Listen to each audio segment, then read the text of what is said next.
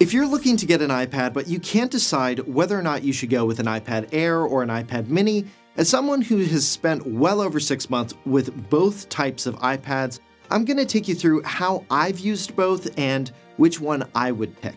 So the obvious and most consequential part of this choice is size. Do you go with 7 inches, 11, or potentially 13 since the Air comes in 2 different sizes?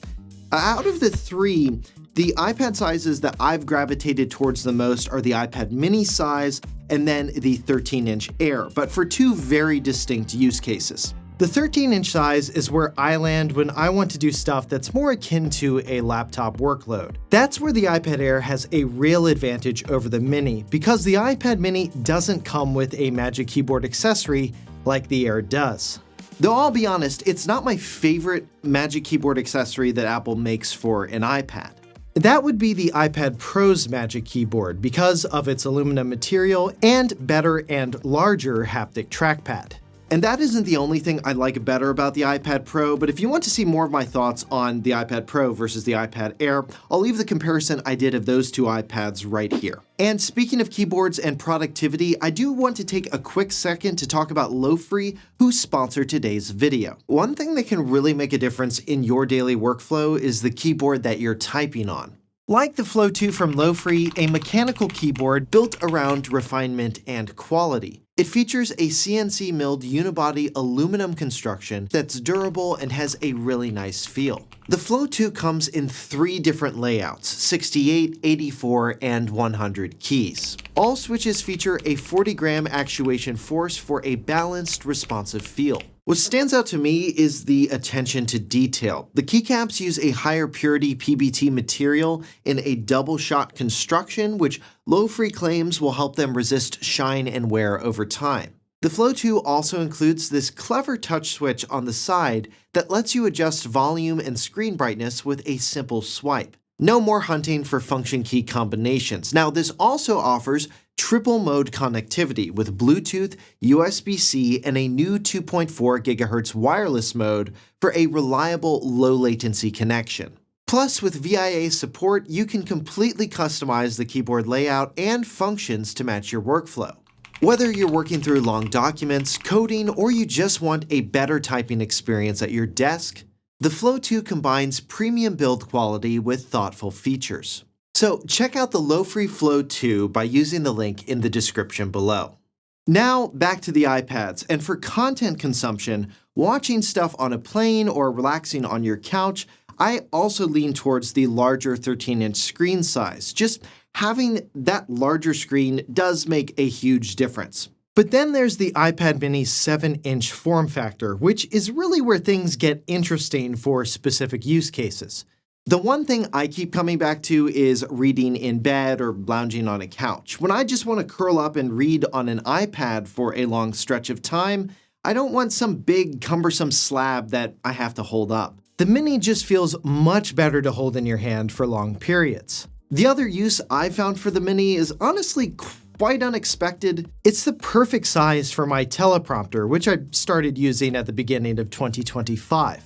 iPads are great in general for those kind of unique, niche tasks, and the mini really shines in space-constrained situations. That's why you might have heard a lot of pilots will prefer the mini over the 11-inch or 13-inch Air. It fits perfectly in a cockpit where real estate is really tight. Now, what about drawing or taking notes? Now, this has always been a use case that the iPad has been pretty decent at, though they're not my personal favorite for note-taking specifically. That honor currently goes to the Remarkable Paper Pro, though I'm also reviewing the new Kindle Scribe Colorsoft for that purpose as well. So make sure you're subscribed to the channel if you want to see my review of that, and I'll leave my review to the Paper Pro here if you want to learn more about it. The real trade-off for drawing and note-taking comes down to 2 questions. How portable do you want your iPad to be, and how much writing or drawing space do you ideally want? At home, I find myself wanting more space, so I would go for the Air over the Mini, but if I was on the go a lot, wanting a surface to jot down quick notes in a coffee shop, or if I was meeting clients on a site a lot, then I might really prioritize the portability of the device over the ideal writing space that I'd like. especially given I don't know how much desk space that I'll have to use when on the go, like I know I have in my home office. So I definitely think through those two factors for yourself and where you're planning to use your iPad most of the time. And that should point you towards which size will be more ideal for you. And if you found this advice helpful so far, definitely let me know by hitting that thumbs up button below. It does really help the channel out. Now, what about for video editing, gaming, or other performance-intensive tasks? Well, there is actually a difference that is worth considering. The current iPad mini runs on the A17 Pro chip, while the current iPad Air was just updated with an M4 chip. That not only gives the Air better CPU and GPU performance overall, but the M3 also includes a media encoding engine that will deliver significantly better performance in Final Cut for iPad. So for gaming or other process-intensive tasks, I'd go for the current iPad Air. Now, are there other differences worth knowing about between these two iPads? Yes and no. Battery life is actually the same between the current models. Though one big new difference is the iPad Airs got upgraded to Wi-Fi 7, which will net you faster speeds over Wi-Fi if you have a Wi-Fi 7 router. So unless you're uploading and downloading a lot of files, I'm not sure how much this will matter to you.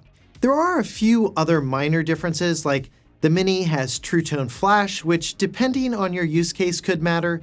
The Mini's front camera is also in a portrait orientation rather than landscape.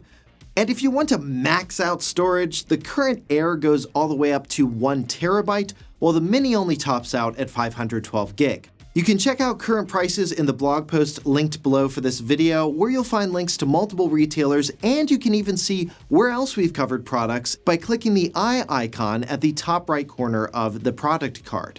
So those are all of the major differences between going with an iPad Air versus the iPad mini, in my book at least. Now, if I had to choose one iPad for myself, it would probably be the Air, or honestly the Pro. That is the iPad that I reach for the most out of all of the ones I currently have, though, oh wait, technically, actually, I think I do use the mini more because it's literally part of my teleprompter setup I use to film all of these videos, so I guess it would actually be the mini. And that's kind of the thing that's magical about iPads in general, but especially with the mini. It can really carve out a specific, perfect role in your life that none of the other bigger iPads can quite fill in the same way.